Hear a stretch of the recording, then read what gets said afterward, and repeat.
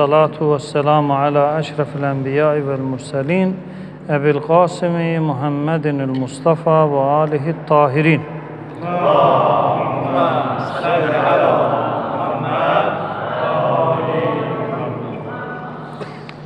Mevzumuz Peygamberim sallallahu aleyhi ve aleyhi ve sellem mevludu ilə bağlıdır.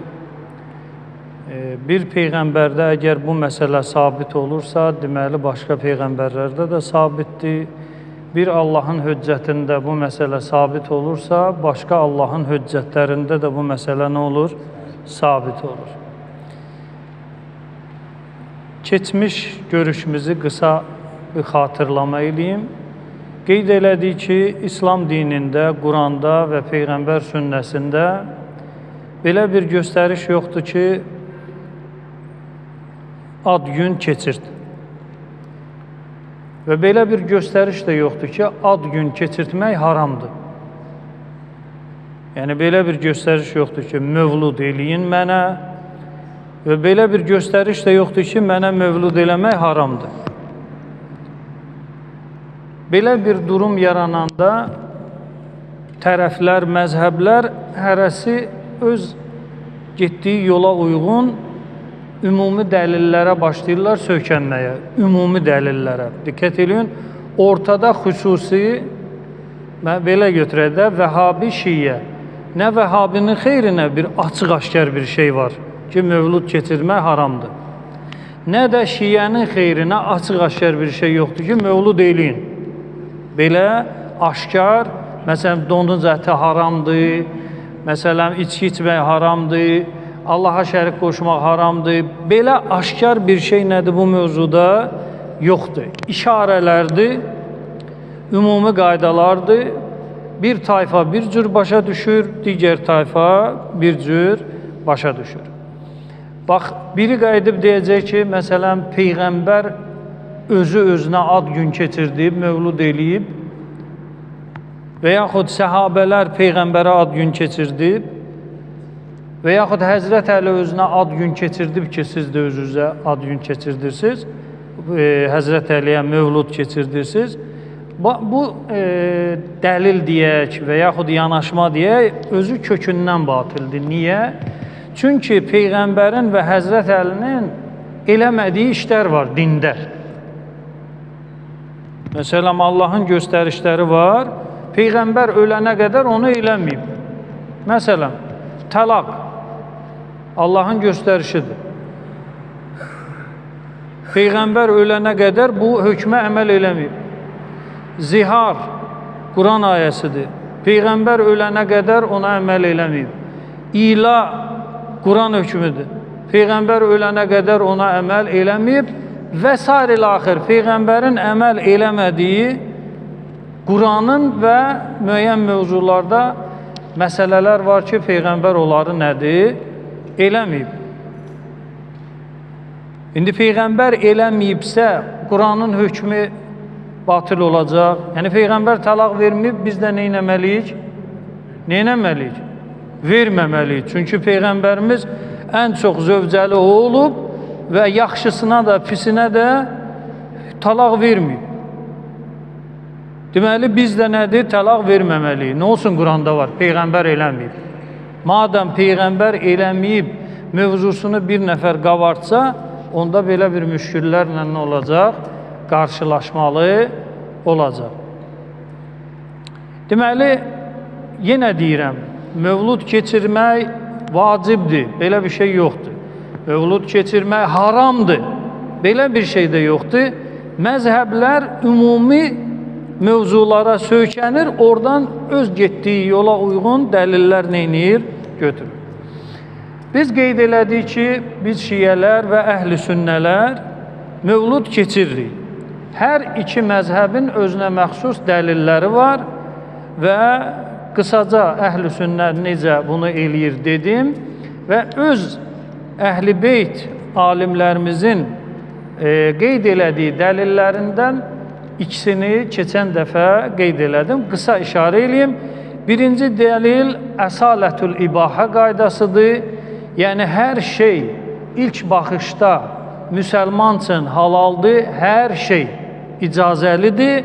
Madam ki, dindən ona bir qadağa və yaxud bir düzəliş gələ. Və misallar da qeyd eləmişəm keçən görüşümüzdə. Və ikinci dəlildə fitrət, sağlam fitrət. Sağlam fitrət nə deməkdir? İnsanın təbiəti sevinir və qəmlənir, kədərlənir, qüssələnir. İnsan sevincinin və insan qəm qüssəsinin dinə dəxli yoxdur. Heç bir dinə dəxli yoxdur. Nə xristiyan deyə bilər ki, ey mənim xristiyanım, bu məsələlərdə sevinirsən və bu məsələlərdə qəmlənirsən. Yahudinin ixtiyarı yoxdur, öz din mənsubuna desin ki, Yahudi, bu məsələlərdə sevinəcəksən, bu məsələlərdə sevinməyəcəksən.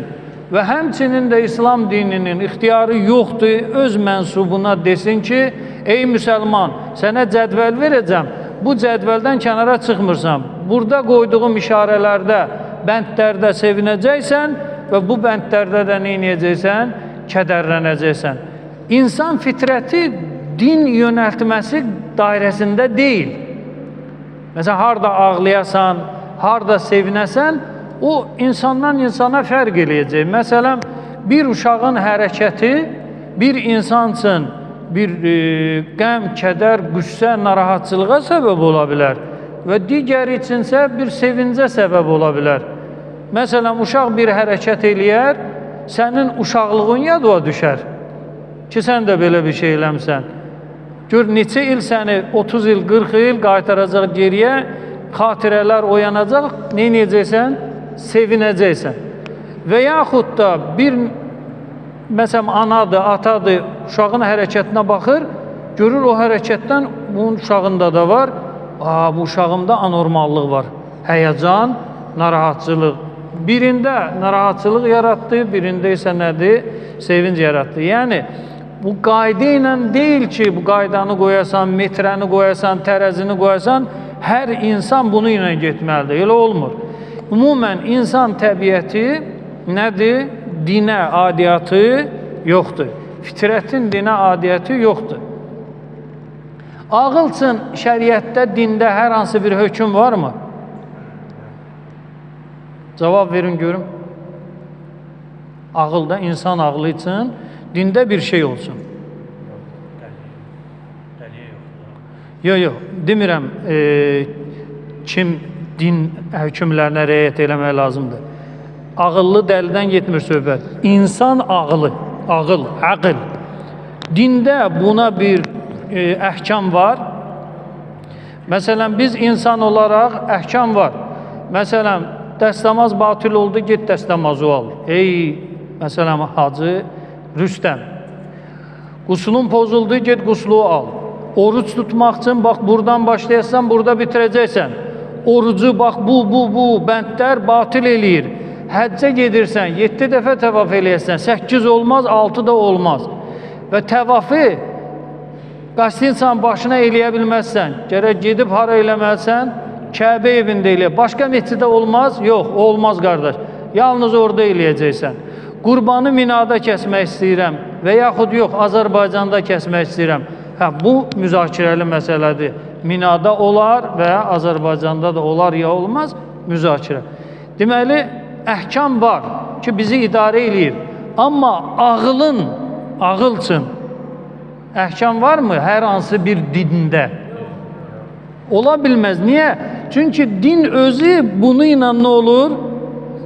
Sabit olur. Yəni, din özü, hansı din olur olsun, Yahudilik, Xristiyanlıq, Müsəlmanlıq nə ilə sabit olur? Ağılla. Ağıl olmayan yerdə din nədir? Söhbəti gedmir. Hansı dəli ilə oturub Yahudi, Xristiyan, Müsəlmançılığın haqlığından və yaxud nahaqlığından söhbət gedir. Niyə? Çünki mövzunun kökü yoxdur orada. Şəriətdir, dindir, əhkamdır. Ümumən tələbat ağıl olan yer üçündür. Ora yönəlir. Yəni, ağıl varsa din sabit olacaq. Ağıl yoxdursa nədir? Din sabit olmur. Allahı neynə sübut eləyirsiniz? Buyurun, görüm.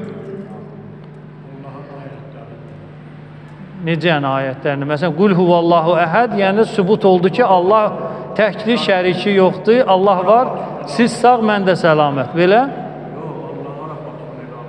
Hə, yəni ki, ayət deyəndə təbii görüntülər nəzərdədir. Hardan bildin ki, günəşin çıxıb batması və ya günəşin olması Allahın olmasına işarədir? Bunu hardan bildin? Quranda yazılıb. Quranda yazılıb, ondan da ağıl qəbul eləyir ki, vəssalam da. Yəni, qul huvallahu əhəd, bütün kafir, ged Yaponiyaya, bir də denən ki, Allahu la ilahə illa huval hayyul qayyum. Bütün Yaponiya nə edəcək? İman gətirəcək. Niyə? Axı Qurandır axı bu. Niyə iman gətirməsinlər? Quranın ağla nə dəxli var ki? Sən əvvəl Allahı sübut elə. Sonra Allahın istəyi var ya, yox, onu sübut elə. Sonra Allahın istəyi silsiləsində Peyğəmbər var ya, yox, onu sübut elə. Sonra Peyğəmbərə kitab gəlib, gəlməyib, onu sübut elə. Onlar sübut olandan sonra ki, Peyğəmbər yalan danışmır, Allah var və bu vəhiy münzəldir, filandır, Allahın vəhiyində yalan yox, filan yox, o sonranın işidir. 100 mərhələdən sonra gəlir. Allahın vücudunu sübut eləməyin yeganə yolu ağıldır. Vəssalam. Qul huve la ilahe illa huvel hayyul qayyumla Allah sübut olmur. Bu imanı gücləndirmək üçündür. Həmən bu ayələr Qul huvallahu əhəd, Allahus saməd, ləm yəlid və ləm yulad və ləm yekullahu kufuvan əhəd. Bunlar hamısı nə üçündür? İman güclənsin. Bunlar Allahı sübut eləmir ki. Diqqət eləyin və məsələ də buradadır. Məsələn, götürək də dünyanın ən çoxu dindən uzaqdır. Yer kürəsinin əhali sayını yığsaq və ən ağıllı yerlər dindən uzaqdır. Məsələn, bunun Çinidir, Yaponudur, Hindistanıdır. Ümumən, bu belə Avropanın müəyyən inkişaf eləmiş yerlərdə hamısı ateistdir. 80%, 90% əhalinin sayı nə xristiyandır, nə yəhudi, nə müsəlman, heç buddist də deyir belə götürəndə. Yəni, bunlar ağılsızdırmı? Yəni, bunların ağlı çatmırmı? Aydın? Deməli, qüsur hardadır? Qüsur din əhlindədir ki, ağılla insanları dinə dəvət olunmasına səbəbkar olmurlar. Dinə biz cəmaatı necə dəvət eləyirik? O bununla. Kimdir ki, biz ağılla dinə kimisə gətirmişik? Hop! Bu. Ya bu, ya cizyə verirsən. Nətər yəni? Ya bu, ya da ki, pul verirsən. Bəs ağıl? Bəs nətər olacaq? Yəni, bizim İslam dininin müəyyən insanlar tərəfindən təbliğat sistemi kökdə səhv qurulub. Bununla. Bu düzgün deyil. Yəni, Allahın iki hüccəti var. Bir zahiri hüccət, bir də batini hüccət. Zahiri hüccət Peyğəmbərlərdir, batini hüccətsə ağıldır. Yəni, din özü, Peyğəmbər özü ağılla sübuta yetirilir. Əgər ağılla sən sübut eləyə bilmədinsə, Yapona, Hindistanlıya, Çinliyə ağılla sübut eləyə bilmədinsə, o Quran ayəsidir, hədisdir, filandır, bunlar nədir? Alınmayacaq, heç vaxt alınmayacaq. Bizim təbliğat sisteminin problemi, bax, əsas problemi elə buradadır. Deməli, fitrətdə ağıl kimi bir şeydir. İnsanın vücudunda bir neçə şey var ki, onun dinə dəxli yoxdur. O zatən özü nədir? İşıqdır. O zatən özü nədir? Nurdur. O zatən özü yönəldəndir. Yönəlməyə ehtiyacı yoxdur. Zatən neynir? Yönəldir. Zatən elə bir duzun şorluğu. suyun rütubəti, şəkərin şirinliyi, bunlar zati xislətlərdir. Bunlar nə dinə, nə də xilqətə adiyyəti yoxdur. Bunlar özü nədir? Yönəldir. Belə deyək də, istinad nöqtəsi, dayanacağın yer budur. İnsan fitrəti də sevinməkdir, kədərlənməkdir. Allah Teala insan fitrətini yaradanda bu xislətlər onun içində nə olur? Gəlir. Yəni zatən.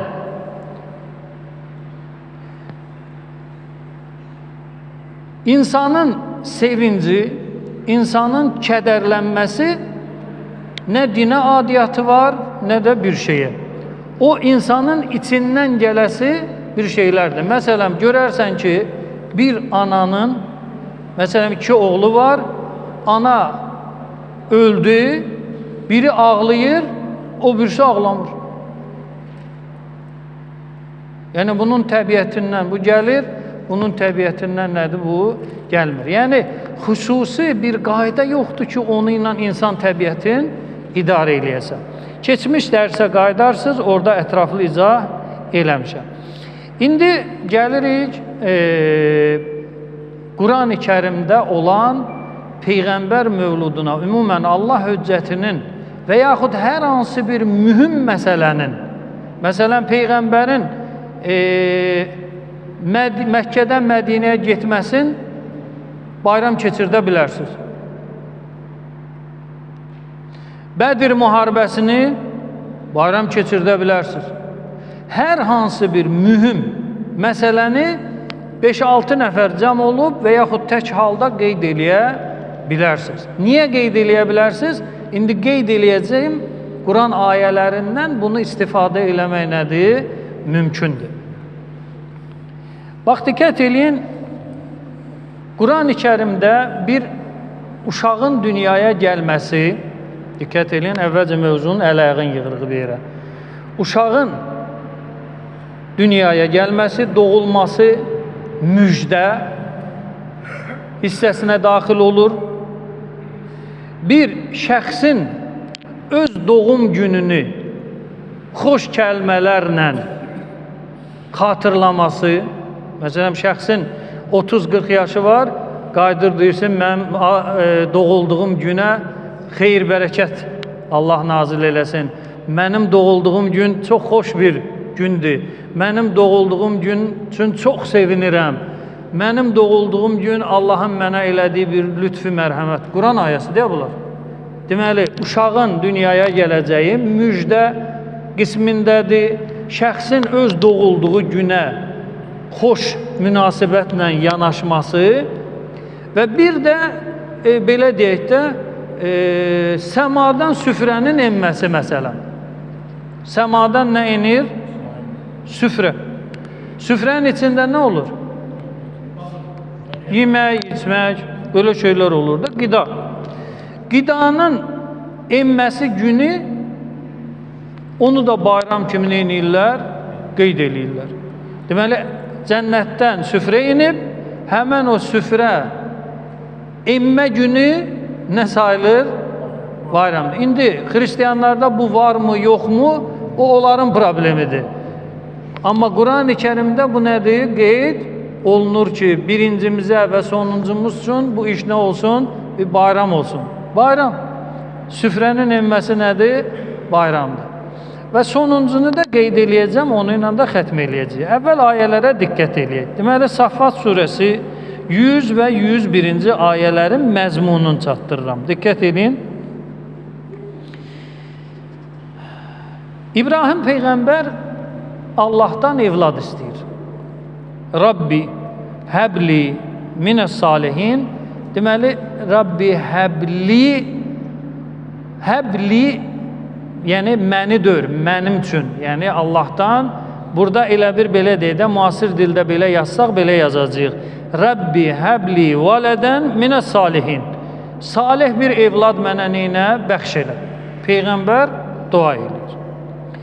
Diqqət edin, evladın bəxş olunmasını Allah Quranda belə vəsf eləyir. Fəbəşşərnəhu biğulamin həlim. İbrahimə müjdə verdik. Bu şura yəni müjdə, xoş xəbər. Ki sənin bir oğlun olacaq. Bir ayədə gəlir həlim, bir ayədə gəlir əlim. Bilikli, ilahi elmli bir oğlan uşağı və yaxud həlim bir uşaq. Həlim nədir? Məsələn, bu adam çox həlim adamdır. Biz belə başa düşürük ki, səbirli, yumşaq, xoş xasiyyət. Amma əslində elə deyil. Əslində intiqam almaq, qisas almaq qüdrəti var, amma eləmir. Buna deyərlər həlim. Allah həlimdir, Allahın sifətlərindən biridir. Yəni nə? Allah hər an bizim günahlarımızı hələ yerində neynəyə bilər? Cəzasını verə bilər. İntiqam ala bilər. Amma Allah Teala nədir? Eləmir. Həlim. Həlim bu deməkdir.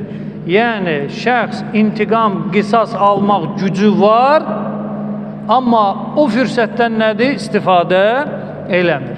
Deməli Allah Teala İbrahim əleyhissalama İshaq ya İsmail, hər ikisi peyğəmbərdir, hər ikisinin başımızın üstündə yeri var.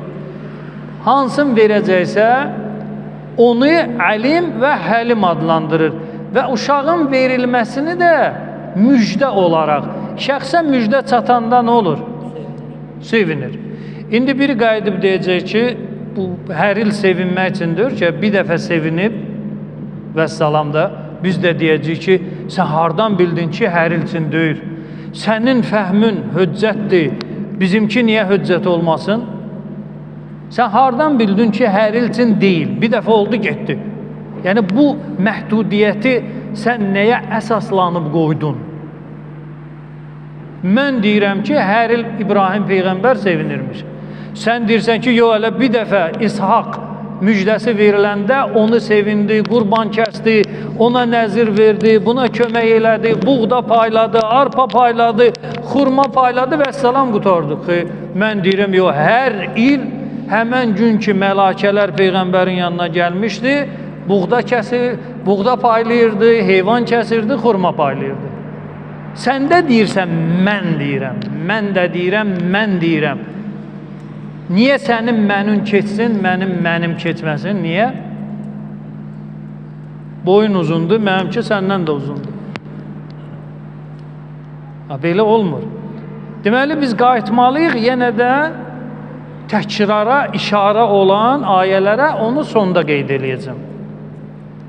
Deməli, 100 və 101-ci ayədə Saffat surəsində Allah Teala buyurur ki, İsmailin və yaxud İshaqın doğulması nədir? Bir müjdədir, buşra. Gəlirik digər bir surəyə. Zariyat surəsi 28 və 27-ci ayə. Daha doğrusu 28 və 29-cu ayə. 28-29. Ayənin məzmunu. İbrahim Peyğəmbərə Allah Teala yenə buyurur. Və bəşşəruhu. Mələkələr İbrahimə müjdə verdilər. Bi gulamin alim. O birisi surədə nə idi? Həlim. Bu surədə nə? Alim. İlahi elm veriləcək bu adama və bu adam nədir? Həlim birisidir. Fəəqbələt imraətuhu fi sarratin fəsakkət vəchəhə. Deməli, diqqət edin, sarra fəryad, hayküy, qışqırıq bu mənalarda gəlir. Deməli, İbrahim əleyhissalamın həyat yoldaşı ki, ondan bu müjdə verilən uşaq dünyaya gələcək, fəryad elədi. Və diqqət edin, müjdə verilib ha. Qadın başlayır üzünə vura-vura, yəni şillə vurur üzünə. Quran ayəsidir. Xəbər eşidəndə ki, mən qocayam. Mənim bu ahıl vaxtımda mən necə uşaq dünyaya gətirəcəm? Hətta İbrahim əleyhissalama ayədə gəlir ki, Və bə'li şeyx, mənim ərim şeyxdir. Şeyx yəni din şeyxi yox. Şeyx əslində qoca deməkdir. Yaşlı bir insan. Ərim yaşlı, özüm yaşlı, uşaq necə dünyaya gələcək? Mələkələr deyir ki, bu Allahın qüdrətidir. Bu sizin durumunuzdan alınasıdır. Amma Allahın qüdrəti ilə nə olacaq? Alınacaq. Mövzumuz o deyil. Mövzumuz budur. Müjdə verilir, müjdə. Evladın olacaq, müjdə. Gəlirik digər bir surəyə, onun da işarəsini götürək. Hud surəsi 40, 74, 71 və 69-cu ayələr. Deməli, birinci 71-ə baxaq. Salavat göndərin Peyğəmbərimizə.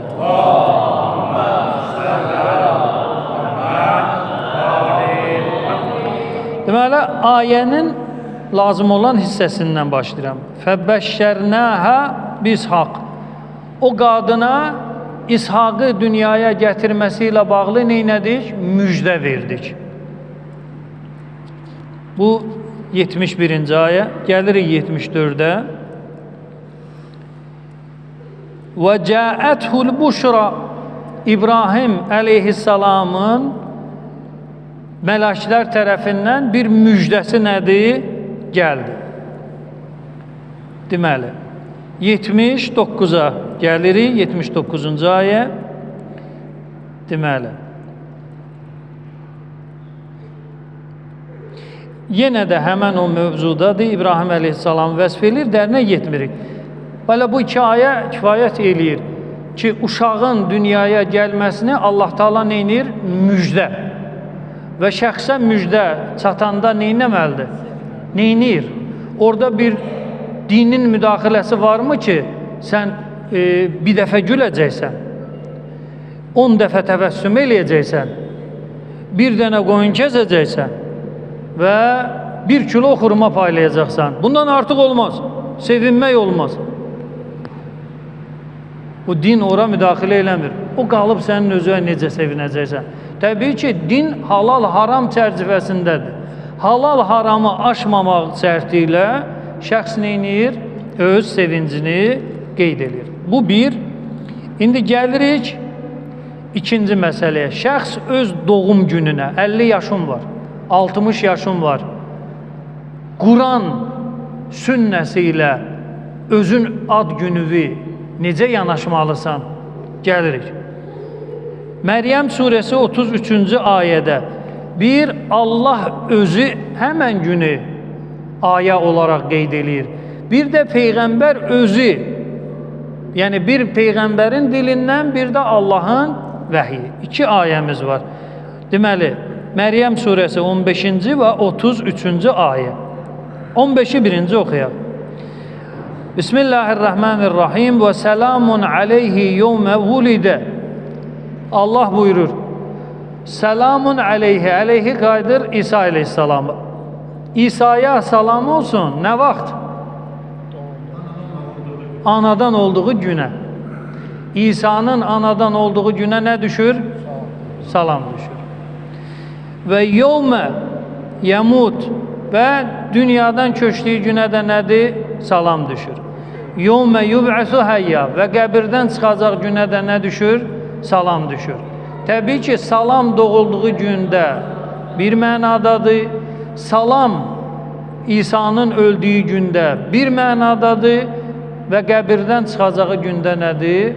Başqa bir mənadadır. Çünki bu mənzillər fərq eləyir.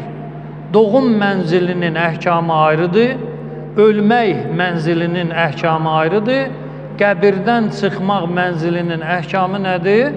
Ayrıdır. Hər mənzilə uyğun o salam öz işini neynəyəcək? Görəcək. Bizim mövzumuza aid olan nədir? Doğulduğu gün.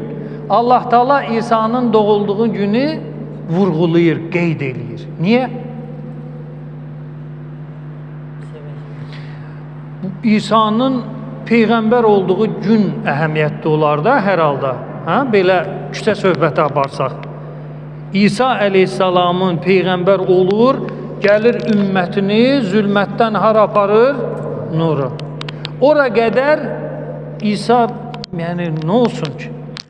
Onun doğumunun nə bir əhəmiyyəti var.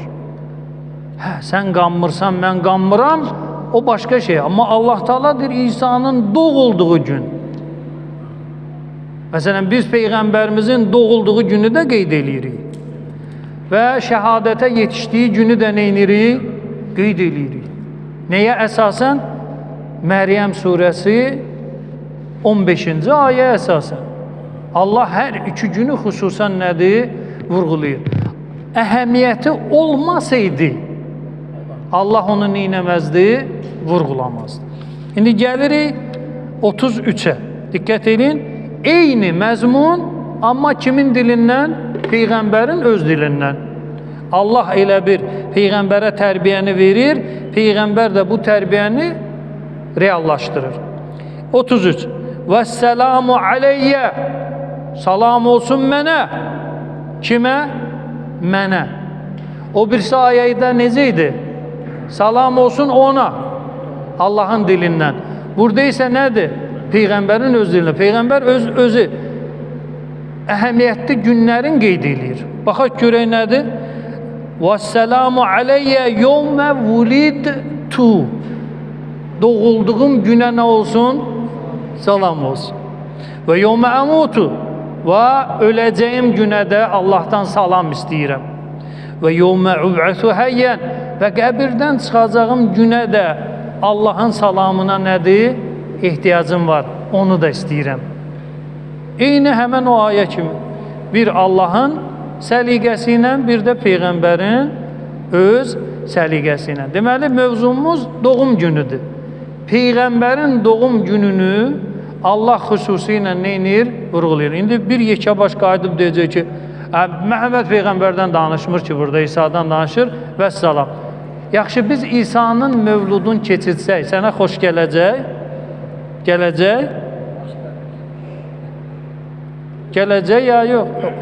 Onu da elə günah hesab eləyirsiniz. Yox, indi o yolkanı qoy kənara. Bir 5 gün öncədən, 25-nə, 26-sına. Hə, indi 25-idir, 26-sıdır, Allah bilsin. İsa aleyhissalamın doğum günü keçirsək Quran ayəsi ilə sən razı qalacaqsan. Deməli, sənin dərdin İsa'lıq deyil. Ümumən bu şeyi yığışdırmaq istəyirsən, Quranda da olsa belə. İndi gəlirik süfrə məsələsinə. Bunu da qısa qeyd edeyim. Maidə surəsi 114-cü ayət. Ayədə nə gəlir? Qalə İsa ibn Məryəm. İsa, Məryəm oğlu dedi. Allahümmə Rabbənə ənzil aleynə maidətən minəs-səmə. Səmadan bizə bir süfrə indir. Ne üçün? Peyğəmbər öz istəyin və arzuların qeyd edir. Peyğəmbər deyir, aradan sıradan biri yox. Peyğəmbər. Təkunu lənə idən li əvvəlinə və axirinə ayətən. Deməli, mən, İsa və mənə iman gətirən nə qədər tövhid əhli varsa, tövhid əhli, onlar üçün süfrənin enməsi nə olmalıdır? Bayram olmalıdır. Quranda belə bir ayə varmı ki, biz müsəlmanlar İsa, Musa, İbrahim və onlara nazil olanlara iman gətirmişik? Var belə bir şey. Quranda 10 dənə, 15 dənə belə bir ayə var. Ki, Peyğəmbərimizdən qabaq olan və elə baxırsınız ki, adam şəkkə düşür. Diqqət edin, salavat göndərin Peyğəmbərimizə.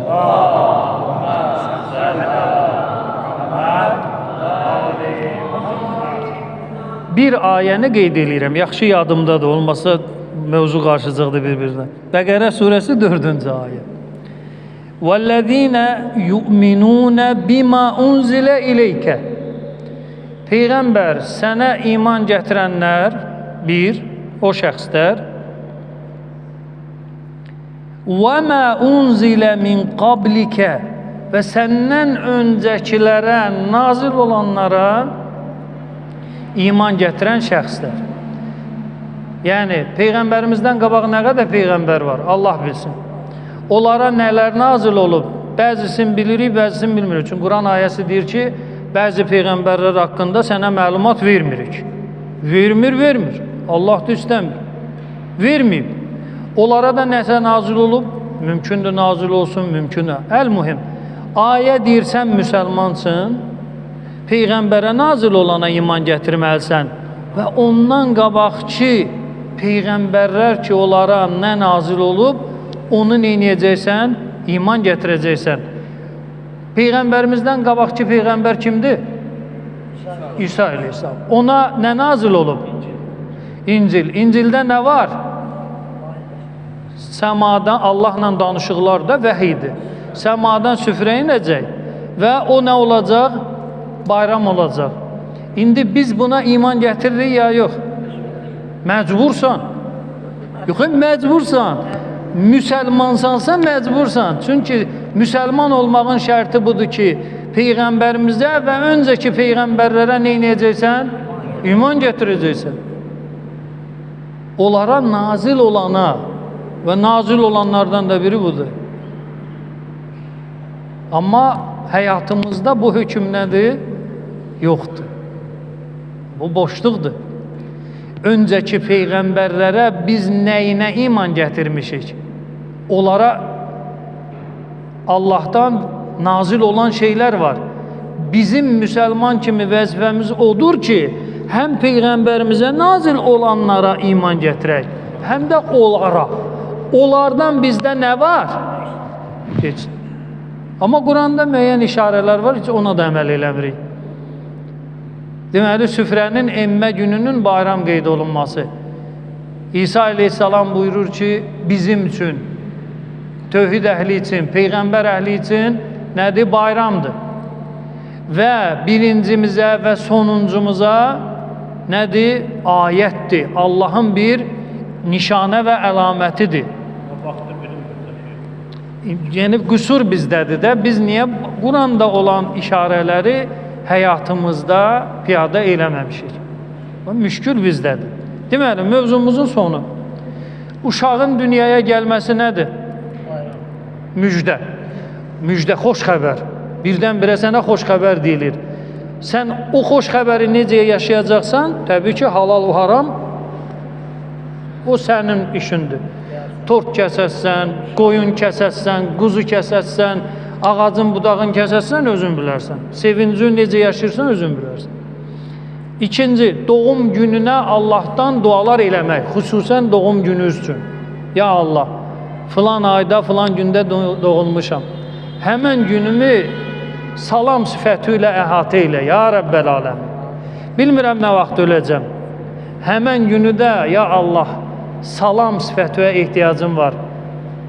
Ruhumun qəbz olması, can verməm, axirət aləminə köçməm, münkər və nəkirin sorğu-sualı, bu hallarda mənim salama ehtiyacım var.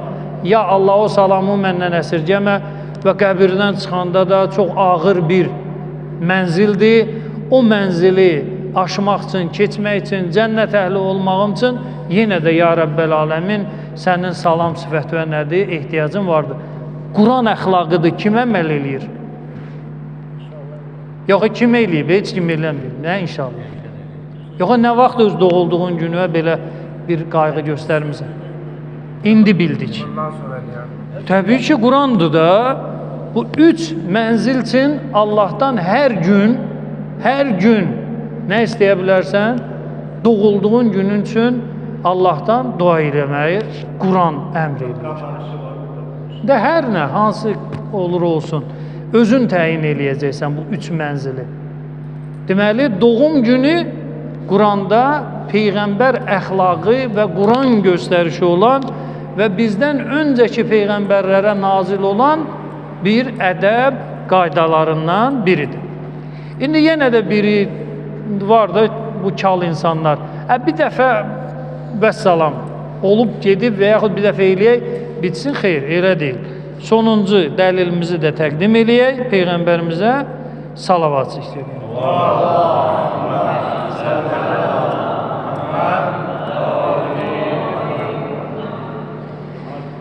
Bax, bunu unutmayın. İki ayə deyəcəm. Birinci ayəmiz Deməli,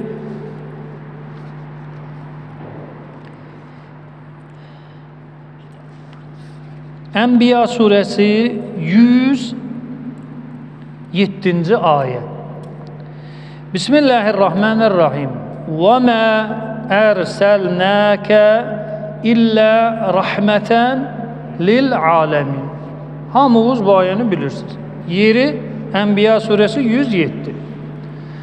Allah Peyğəmbərlə danışır. Buyurur, ey Peyğəmbərim, ey Muhammed sallallahu aleyhi ve sellem, mən səni bu aləmə yox, aləmin, aləmlərə, biz onu aça bilmirik, aləmlər.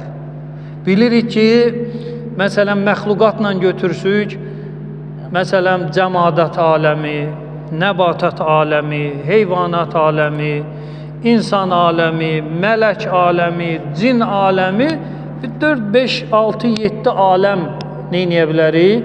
Aça bilərik. Belə yanaşsaq. Və yaxud yox, aləm dedikdə bu sadaladığım bir, başqa aləm, bunun həqiqətini nədir biz bilmirik. Rabbul aləmin, hər gün namazda ki deyir sizə, Elhamdülillahi Rabbul aləmin, aləmlərin Rəbbi. Aləmlərin Rəbbi. Aləmlər həqiqətin nədir? Bilmirik. Hədislərdə işarələr var, amma o son nöqtə deyil. Və Allah Teala buyurur ki, diqqət edin həcmə. Aləmlərin rəhməti kim ola bilər? Allah. Bütün aləmlərin rəhməti kimdir? Salamı kimdir? Rəzzaqı kimdir? Allah. Amma Allah Quranda buyurur ki, Peyğəmbər sənə bir səlahiyyət verirəm. Aləmlərə rəhmət olacaqsan.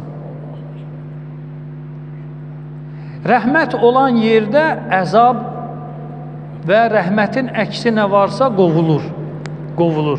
Elə bir otaqdır, qaranlıqdır. Birdən-birə, məsələn, sən telefonun işığını yandırırsan. O işıq düşdüyü fəza miqdarında qaranlıq nə olur? Qovulur, uzaqlaşdırılır. Tamam? İndi Peyğəmbər rəhmətdir aləmlər üçün. İndi gəl bunu başa düş. Gəl bunu həzm elə ki, Peyğəmbərin səlahiyyəti nə qədərdir? Ya Allah! Peyğəmbərimizin səlahiyyəti hansı həddədir? Yəni, hər yanda rəhmətə ehtiyac var ya yox? Var. Bizim aləm bildik. Bizdən kənar. Bilmirik haradır. Və yaxud o bayaq sadaladığım heyvan, bitki filan, qoy onlar olsun. Gör həcm nə qədərdir. Peyğəmbər onlar üçün də nədir? Rəhmətdir. Bunu həzm elədik, qoyduq kənara.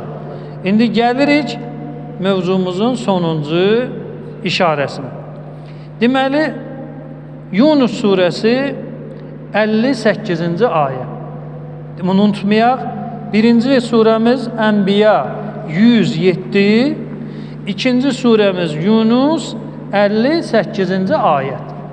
Nə deyilir burada? Qul, Allah Peyğəmbərə neynir? Əmr edir.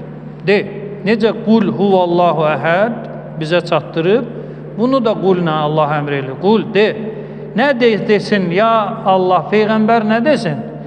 Bifadlillah və birahmətihi, Allahın fəzli var, Allahın rəhməti var. O fəzlin geniş izahı var. Qısa bir işarə eləyim cümlə kimi, çünki bu da çox çətin mövzulardan biridir. Fəzl nədir? Fadl, ərəb dilində fadadlam. Biz fəzl deyək. Fazil də hələ bu kəlmədəndir. Fadl nədir? Allah Teala hamı üçün ruzi yazıb ya yox. Çünki Quranda ayətdə hər şey nə iləndir? Miqdarlandır. Kitab-ı mübində hər şey nədir? Yazılıb. Fazıl nədir? Fazıl o yazıdan artığı istəmək. Məsələn, ömrün nə qədərdir? Yazılıb ya yox? Yazılıb. Amma Allah Teala bizə bir göstərişi var ki, Allahın fəzlindən istəyin. Yəni, yazıdan artıq. Yazılan zaten o yetişəcək. Ondan artığın nə etmək lazımdır? Tələb, sağlamlıq yazıdır. Artığını istər. Sənin əcəlün yazıdır, artığını istər. Ruzi yazıdır, artığını istər. Bu artıq fazl qismindədir. Və Allah Teala buyurur ki, Allahın bir fəzli var, bir də rəhməti var. Tamam. Peyğəmbər dedi, ey insanlar, Allahın fəzli var, Allahın rəhməti var. Qul, əmr eləyib də de. Peyğəmbər də dedi. Bu deyiləndən sonra nə olacaq? Bizim bu mövlud məsələmizə bunun nə dəxli var? Dəxli buradadır. Fəbidəlikə Allahın Ərhəmər Rahimin olması, Allahın fəzl sahibi olmasına görə, ona görə fəlyəfrəhu möminlər neynəsinlər? Sevinsinlər. Möminlər neynəməlidir? Əmrdir ya. Müstəhəbdir. Allahın əmridir. Fəlyəfrəhu əmr feilidir. Möminlər sevinsinlər. İndi iki ayəni yığın bir yerə görüm. Əgər yatmamışdırsa. Dərsdə yatanlar bilməyəcək. Kim deyər? Yaxşı. Birinci ayədə Peyğəmbər nə saydı Allah Teala? Peyğəmbəri. Özün yox, Peyğəmbəri. Rəhmət. Və Allahın rəhmətinə görə ikinci ayədə sənin vəzifin nədir? Sevinmək. O fəzli qoyuram kənara. Bizim mövzumuz o fəzildən daha çox çıxır. Hələ biz azın götürək. Peyğəmbər rəhmətdir və rəhmətə görə də Allah əmr eləyir, neynəməlisən? Sevinməlisən. Deməli, Allahın hər rəhməti üçün sən hər gün neynəyə bilərsən? Sevinə bilərsən. Peyğəmbərin dünyaya gəlməsi bütün aləmlər üçün nə sayılacaq? Rəhmət sayılacaq və Allah Teala da məhdud gün qoymayıb sevinmək üçün. Dedim axı, iki dərsdir, bar-bar bağırıram ki, sevinmək, kədərlənməyin dinə dəxli yoxdur. Sevin, necə sevinəcəksən, sən özün neynəyəcəksən, sevinəcəksən. Deməli, Peyğəmbərimizin dünyaya gəlməsi nə sayılır? Rəhmətdir və Allahın rəhməti içində mömin neynəməlidir? Sevinməlidir. Bu sevincin qarşısını alan Quranın düşmənidir. Bu sevincin qarşısını alan Quranın cahilidir. Və Peyğəmbərimizin dünyaya gəlişi bütün aləmlərə bir rəhmətdirsə və Allah rəhməti üçün, Allahın rəhmətinə işarə olan, rəhmət fərdi olan hər bir şey üçün bizdən sevinç Allah Teala istəyirsə, bu sevinci yaşamaq məsləhətdir və Peyğəmbərimizin dünyaya gəlməsi də nədir? Rəhmətdir və hər birimiz bu sevinci hər an yaşaya bilərik, ələl-xüsus da Peyğəmbərimizin doğulduğu gündə. Deməli, Allaha and verirəm, İzzət-i Cəlalına xatir, bizləri Peyğəmbər və Əhl-i Beytindən, Qurandan uzaq salmasın. Allaha and verirəm, İzzət-i Cəlalına xatir, vətənimizi əmin-aman qərar versin. Allaha and verirəm, İzzət-i Cəlalına xatir, əzizlərimiz dünyaların dəyişib, Allah Teala onları qəriq-i rəhmət eləsin. Allah Teala xəstələrə, qazilərə şifa versin. Allah Teala şəhidlərimizi qəriq-i rəhmət eləsin. Allah Teala əskərlərimizi salim, qanim ailələrinə qovuştursun. Zamanə imamının zuhurunu təcil eləsin. Müşkülü olanlara Allah Teala hövlü qüvvəsi ilə yardımcı olsun. Duaların qəbul müstəcab olması üçün əziz Peyğəmbərimizə salavat edin.